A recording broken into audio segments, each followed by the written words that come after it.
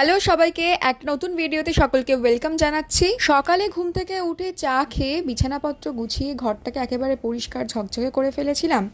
তারপরে স্নান করে দিয়েছিলাম পুজো। মার একটু রান্নাবান্নার খুব চাপ ছিল, যার জন্য আমি এদিকে পুজোটা সেরে ফেলেছিলাম। বাড়িতে একজন অতিথি আসার কথা ছিল, আমারই এক বান্ধবী, তো তার জন্যই আর কি খুব স্পেশাল রান্নাবান্না হচ্ছিল। আর মা এখানে মাটন কষাচ্ছিল, এদিকে আবার টিভিতে চলছিল পাপনের সং, যেটা আমি খুব বেশি করে এনজয় করছিলাম। পাপনের গলা কতটা সুন্দর সেটা তো আর আলাদা করে বলতে হবে না, সকলেরই ভীষণ ভীষণ ফেভারিট। এরকম বৃষ্টির দিনে এরকম গান যদি ঘরে চলে তাহলে মনটা আলাদাই খুশি হয়ে যায়। দুপুরের লাঞ্চে মেনুতে ছিল আজকে ডাল, তার সঙ্গে ভাজা আর পাতুরি, মাছের পাতুরি আর কি, আর মাটন, তারপরে চাটনিও ছিল। আমার বান্ধবীর কিন্তু দুপুরবেলায় আসার কথা ছিল, তবে ওর একটু সমস্যার জন্য আসতে পারেনি। ও বলেছিল রাতে আসবে।